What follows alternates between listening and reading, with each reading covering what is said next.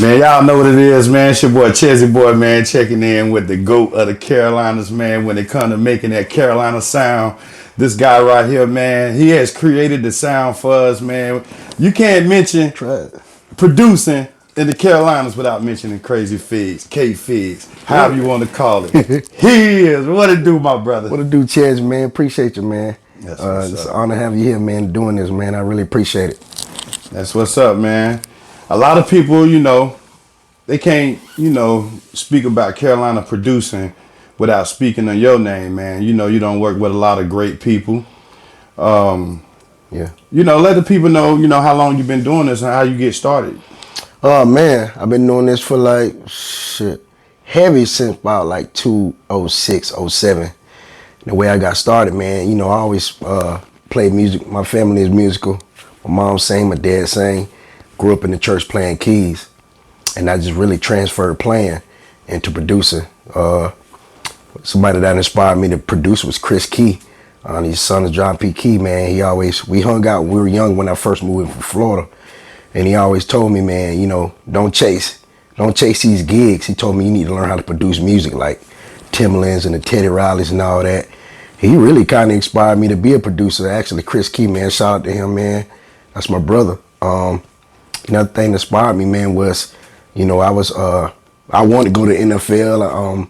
I was one of the fastest in the world at one time. Right. I was an All-American at North Carolina A&T, first All-American at North Carolina A&T, and I had a lot of dreams. I just had dreams to go to the league or either run at the Olympics, but that fell through. I got injured a lot, and I just asked God, what do I want? What should I do next? And shoot, man, I just kept praying about it, and I just turned all my energy and all my momentum to music. Right. And I said, well, since I didn't make it to the league and make it to the Olympics, I'm gonna just put everything in this, and that's how everything started. That's what's up, man. Most producers, they just get on, equipment and tap stuff, make beats and Fruity Loops and everything. Yeah. But you're an actual musician. Yeah. How did that come about? At a young age, how long have you been into playing instruments? Well, I started off on drums. Of course, all the church boys, we start off on drums and all that, and then I got tired of fighting over the drums at the church. So I told my mama, I said, I'm gonna move. I told my mom and my dad, I'm gonna move the keyboard. So right. I moved the keyboards because I kind of like you said, your Teddy Rileys and all of them. I noticed Dark Child and them boys, they played keys. And shoot, I moved the keys, and after that, man, it just went from there. So that's how pretty much it started. I started off playing music in church, and then as I got older and older and older, I just learned how to sequence and do things like that, and then I just really hopped into it, full force in 06. Right. And that's when I told myself, this is what I'm gonna do. Right. This is what I'm gonna do full time. And well, yeah, you go ahead. Yeah. Nah, you good, man. Yeah. Just let it flow, man. You know what I'm saying, bro? You originally from Charlotte. From Florida. From Florida? Originally from Florida. A lot of people don't know that about K-Figz. You've been here most of all your life. Everybody, you from Carolinas, the Carolina hottest producer. Florida raised me, Carolina made me. That's what's up, man. Carolina made me, man, so, oh yeah. So you have worked with a lot of different major artists, man, throughout the years. Can you name some for the people? The first major artist I worked with was Akon. Mm-hmm. That's my first one. I met him. The way I was able to meet him, I was working at a Pop and Bullet studio at one time for a short period of time, and the guy named was Low. He let me come in into his studio and just kind of produce his artists, Pop and Bullets, a lot of artists that he had. And one time they invited this cat named Dex Diamond, and Dex Diamond introduced me to Tony Neal. And then Tony Neal came and asked if anybody had any beats. He came in the city because he was supposed to do a core DJ retreat here. It never happened, but while he was here, he was A&Ring for Convict Music. Mm-hmm. And then when he came, it's crazy because he came, and then when he would ask for beats, and nobody really had what he looking for. He said, I'm looking for pop. Right. So I guess somebody in the camp told him, man, the only one do pop music around here is Figs. He said, well, call that K-Figs, whatever his name is, right, and call him to the studio. So I called him, you know, they say, man, come on, man, you know, come meet Tony Neal. He needs some beats for ACON. I'm like, all right, you know, I'm thinking this is a joke. Yeah. So I went, got my stuff, went over there. I played him like 10 tracks. He picked like 5. And man, next thing you know, I mean, I played something. He heard a couple of them that he liked. And he sent me, he called Boo, I guess Akon brother on the phone. Right. Like, man, I got this producer, got some hot stuff. You know, Boo, I guess Boo was kind of playing around. He ended up getting into Akon. So about 2 weeks later, he called me and said, Akon gonna call your phone. I'm like, what? He said, yeah, bro, he want one of them beats you had. Right. I'm like, oh, man. You know, I'm like, all right, well, cool, whatever. He said, make sure you answer that phone. I don't care what time it is. Have that phone, have your ring on, because he going to call you. He want one of the songs. So when you got that call from Akon, you know, how did that make you feel? Yeah, I was about to tell you. He called me about 4 in the morning. Damn. About 4 in the morning, man. It was a 404 number. I mean, and he called me. He said, hey, man, K-Figs. He said, it's Con. I said, oh, what's up, Con? You know? He said, yeah, I like one of your records, man. I want you to come to Atlanta. He said, could you come now? I said, man, it's 4 in the morning. He said, hey, you got a car? I said, yeah, I can leave in about an hour. And man, shoot, man, I ran upstairs. I was still with my mom at the time. And I ran upstairs. I said, Mama, Akon called me. She said, boy, you better go. Man, I hopped in my car. I was working at a Big Red studio. I'm a partner, man. Partner in love, man. Big Red. I was working at his studio, too. And all my masters was at his house. All my beats and everything was on my hard drive at his crib. And I went, bam, in his door. He was asleep. I banged on his door. Like I had to knock on his window because he wouldn't answer the damn phone. Shit. Yeah. So I went over there and banged on his window, man. And he answered the phone. What you want, man? What's going on? I said, man, Akon want it, you know, because he wouldn't answer the phone. I said, Akon want one of my beats. I said, I got to go. He said, what? That nigga he let me in. I got my shit. And I hauled ass to, I left and went to Atlanta. When I got there, man, I met him at a studio. And yeah, he liked my music. He was actually already done. The song was called Troublemaker. Right. He was actually already done with the record, like recording it. He just wanted me to hear it, and he added a little something to it or whatever. And then that was my first placement. My first one was Akon, man. And shoot, I just went from there. That really motivated me, cause I'm like, man, he gave me $10,000 for one track. Here I am, back here. Right. Selling tracks for $100, $200. And he said, yo, I'm gonna give you 10. I said, what? I said, oh yeah, I'm out of there. That's what's up. And then he went motion from there. That's what's up. And you also work with, a lot of Charlotte artists as well on the reservoir. That's big, Numero 3, which is S-Dub. Yeah, S-Dub, yeah, of course. DaBaby. Yeah. So on and so on. Well, Dub was the actual first one to give me my first radio record. It was called On Fly. He catapulted me in the city as far as, get my name out there in the city. And then after that, it was King Carter. We had a big record called She Bad after that. And I remember that record. Yeah, too. She Bad. And they the ones got me started here, man. And then after I met them, it was 704. Those are the three artists that helped me, helped me with my career here in the city, man, and start making noise in the city. Dub, King Carter, when he was an artist, in 704. And they both were serious artists. And that's what I tell all producers, like, you got to get with artists who's serious. Right. If you get with artists who's serious in marketing, they'll help you catapult. They'll help you get to another level, man. So I always just keep that in mind to the producers out there. Just, work with artists who are serious. And they'll help you market, you know what I'm saying, your production while they're marketing their song. Right. You know what I'm saying? So, yeah. And I know you work with Snootie Wild, man. Yeah, Snootie. Rest in peace, Snootie Wild. Yeah, Snootie. Y'all got a gold record from the track man. right there. Yeah. I can't, call out one name from the Carolinas with a gold record, a producer. Yeah, I'm the first one. Yeah, you're the and first one. Actually, I can't take full credit for that, man. A guy named Quinn had did a production of that record, and I kind of came back and reproduced it. Quinn from Memphis, and then me and Trelly, we produced it together.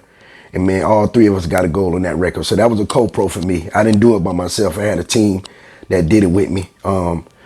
Cynthia, a lady named Cynthia Hartland, introduced me to Snootie.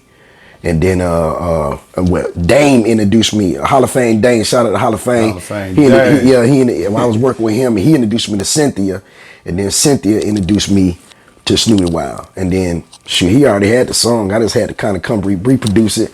And shit, it went from there, man. It went from there. Yo Gotti got a win to it, and he took it to another level. That's what's That's up. the end of that. Did you do some of the tracks on DaBaby's first album, Baby Jesus? Yeah, I actually did his first single called Baby Jesus, featuring Lil Boosie.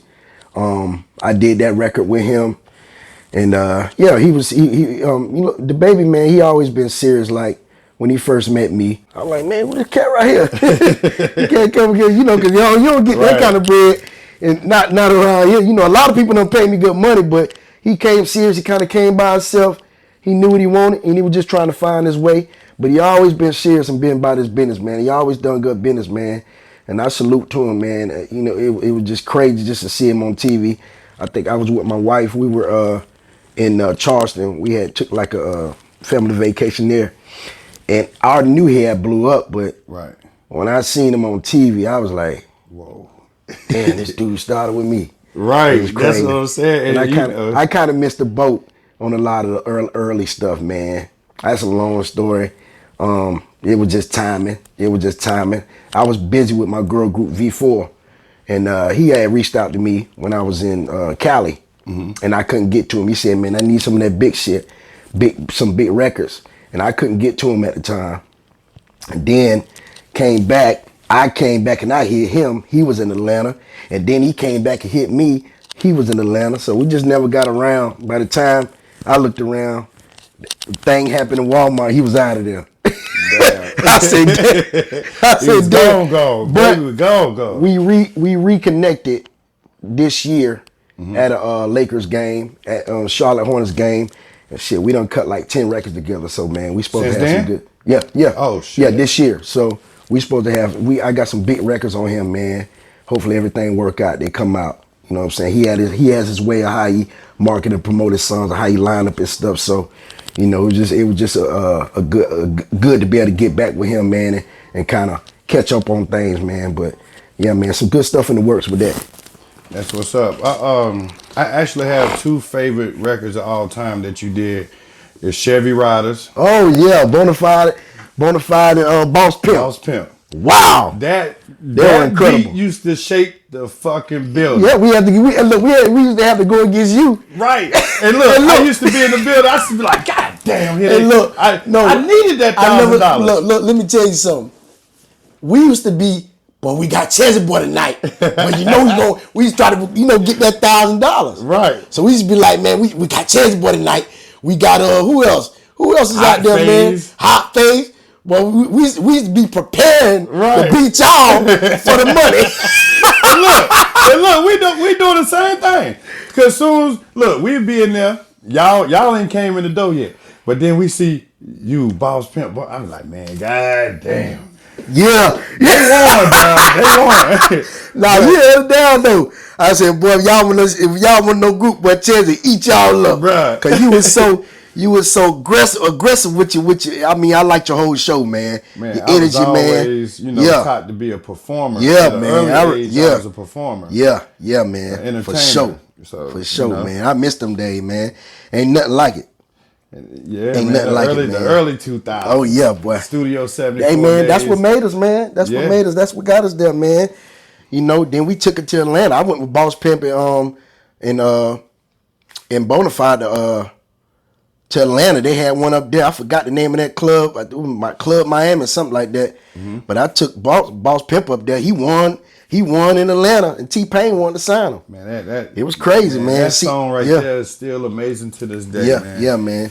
Speaking of Studio 74, man, that was kind of like our Facebook. That was our Twitter. That was our Instagram. Yeah. How did that touch you when they took that club away, when it got taken away? Man, it kind of yeah, kind of messed me up a little bit because we always look forward to going there, going in the studio, creating, going through that process, and then watching them be performed at the club. That's all I needed, really. Right. You know what I'm saying? I ain't really need nothing else. I just like going there. Club certified the record. Going there, certified the record, man. You know, and it gives you a instant. Let me see, what can I say? Like, it just lets you know where your record was. Right. You know what I'm saying? Let you know where your record was, man. If you won, you know you got something. You know what I'm saying? But on that, plus, you know, taking the records to the strip club, like I used to, and I still was doing it this year with Break 'Em Off. We creating the studio, go straight to the strip club and watch the dancers dance. You know, DJ Mo Means, that's my man. That's like my brother. Man, that's my dog. Man, we used to go in there. What y'all got? Y'all got something hot tonight? What you and Dub, you know, what y'all got? Bring it up to the club. You know, and it was just a way to, you know, to kind of evaluate your record, see how the strippers dance to it and stuff like that. But yeah, 704, man, that was it kind of crushed us when it went out. That's what's you know what I'm saying? Because we ain't really had nothing else to kind of look forward to play our records.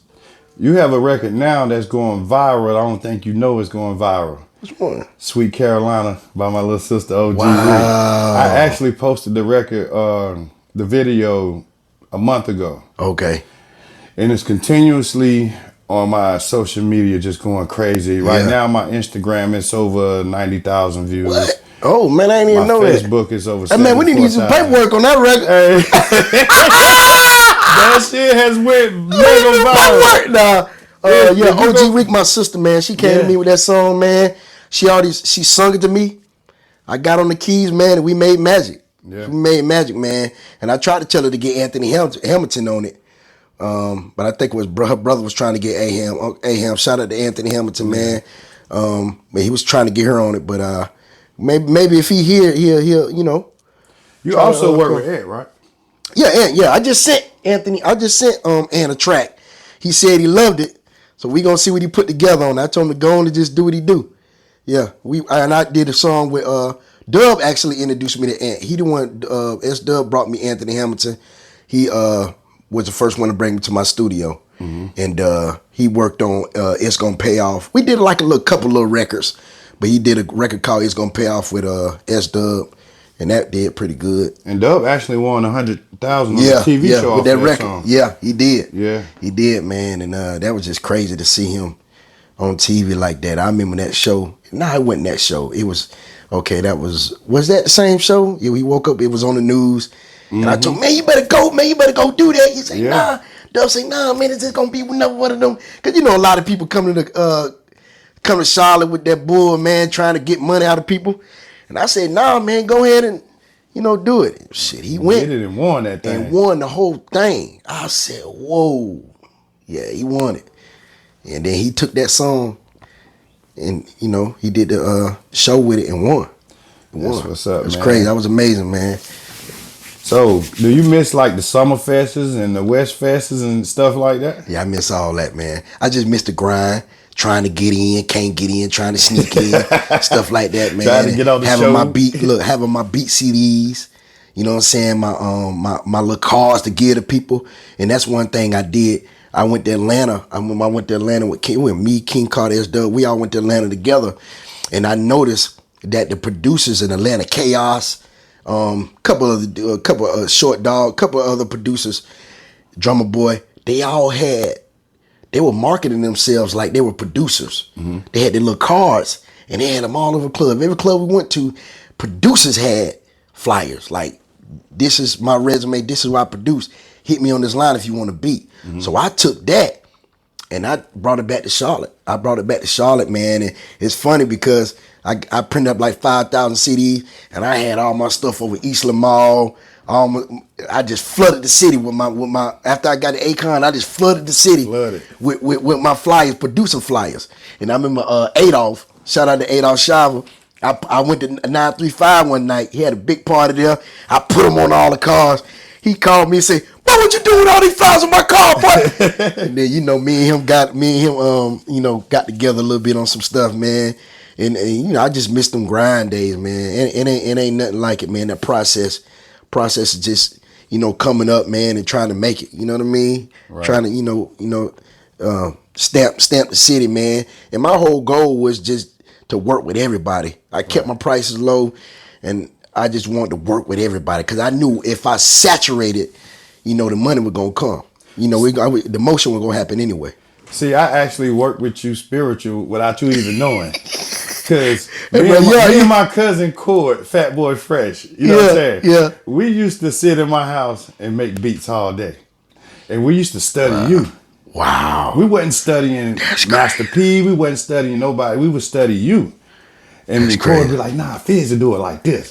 And I'd be like, man, play that Chevy Ride. Look at that drum. And we used to try to match the drums to your drums. We used to match the keyboard I to never your do keyboard. that, dog. Bruh, that's some secret sauce you never knew. Wow. You inspired me. Wow. You know, it's an honor, man. It's an honor to be able to inspire. Yeah, bruh. Sitting down, me and him be at that keyboard and that beat machine, and we be having conversation about you.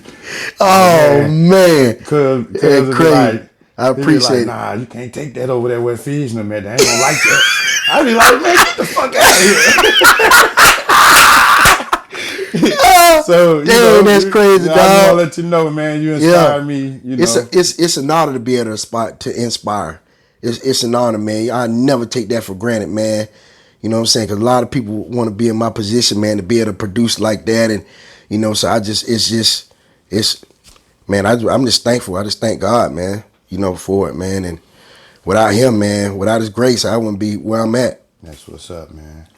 And before I get up out of here, man, I just want you to give a little bit of advice to up and coming producers out there that don't know you and the ones who know you. Yeah. Is there any steps they can take to get their stuff out there, copyright on how to go about something, doing something, and what it takes? you want to make sure all your music is copyrighted. And just because the artist buy the record don't mean they fully own the rights of the record. Mm-hmm. You still own rights in the record. It's really all about what you negotiate up front with the artist. You know what I mean? They say they want exclusive rights. They want to own it outright. Then whatever your price is to let them do that. But always cover yourself, get it copyrighted. Man, I'm telling you, man, I had somebody copy off one of my beats. I couldn't believe it. I just let it go. I ain't even care. Right. I was just so happy that somebody had copied it. Hey, I don't copy a lot of that shit. And market yourself consistently. That's one thing I did. Of course, we don't do the flyers no more. Mm-hmm. We do, you got the gram, you got the, the internet now. So, different stuff. But just be consistent on marketing yourself and being, what I want to say, expressing yourself, like making your beats online and stuff like that. People like that. People like to see the process of making beats. And that's what won a lot of artists over. When I was coming up, I used to make the beat right in front of them, and they loved it. You know what I'm saying? I used to try to play them beats and be like, nah, Fizz, they get on the keyboard. Right. And that's like, that's another thing, man. Everybody love your custom beats. Yeah. I think I'm better when I make them custom, man. I'm not a producer that's going to send out 100 beats. I like to get in with the artist and work with the artist. Yeah. Another thing for the producers, like I said earlier, just get with serious artists. Get with artists. Watch the artists who promoting themselves, because that's going to help you get to another level too. Artists that don't never promote and just want to just play the record for their homeboys, they may pay you, but they ain't really gonna help you in the long run. You got to play the long game and get with artists who are promoting themselves consistently. Because if they're consistent, when you're making their beats, your music gonna be consistent. And that's what I did. I just tried to get with the hardest artists in the city, and I work with everybody. Don't get it twisted. Right, and that's what I like about you, man. Street. I done had cats come in. Money, man. Yeah. I done had cats come in with, probation things. Boy, look, I done been in the trenches, dog. So still in them. Yeah, still in them, man. Still in them. I still welcome anybody, man. Yeah. Because I do it for the love, man. Of course, this is how I live, but I love it. I love what I do, man. And that's my advice to producers, man, and just work together, assemble with other producers. You know what I'm saying? I was kind of in the rut with I ain't really want to work with producers because the beats I made it was how I wanted it, but I had to grow out of that. Right. I had to grow out of that because I can't do it on my, I had to realize I can't do it on my own. So, now I got a group of producers I work with, man. Shout out to Sterling, shout out to Chop, man. I just got a lot of producer I work with, dude named Frax. out of Canada. So yeah, that's pretty much it, man. That's pretty much it as far as, you know, the inspiring. Always be willing to learn. Don't think you know everything. Always study your craft and just try new things, try new sounds, try to across all genres, pop, R&B. Just don't be an 808 producer. You know what I mean? Be a, you know, try to, cause it's so much music out there. You know what I'm saying? And so many artists you could perform, you know, that you can reach and produce. You know, like I said, I was doing rap until Akon. I just so happened just to make pop beats. And he was the first one to grab a pop beat from me. But I was making rap all the way, rapping R&B through that. But I told myself, let me try to make a couple pop beats, and I made it, and he ended up getting it. So you never know where your first one, big one, gonna come from. You just got to try everything. That's what's up. Yeah, man, I'm thankful to be here, man, to give you your flowers. You deserve it. Man. Appreciate you, You know brother. what I'm saying? I'm happy to be a part of this, man. It's part of my history and your history. K-Figz, Krazyfigz, man. For sure, man. People call him K-Figz. But one thing about that voice, hey, man, ain't nobody got that voice, boy. Yeah, man. You need to drop a song, man. Drop what? You need to drop a song just the hell of it. Whoa, were you talking about me getting on? Yeah. Oh, you want me to DJ Khaled? You DJ Khaled man. real quick. I know, but I get it all the time, man. I may be inspired. I may get inspired to do one. I done did a couple songs, but I don't never let nobody hear them. Hey, they just be for me. You need to do one. Yeah. And don't even put your name on it. Let everybody hear it. Be shocked. Yeah. But that's what's up, man. Hey, man, I love you, boy. TV, man. For I love sure. you too, man. For sure, man. Thank you, my brother. Yes, sir. Peace.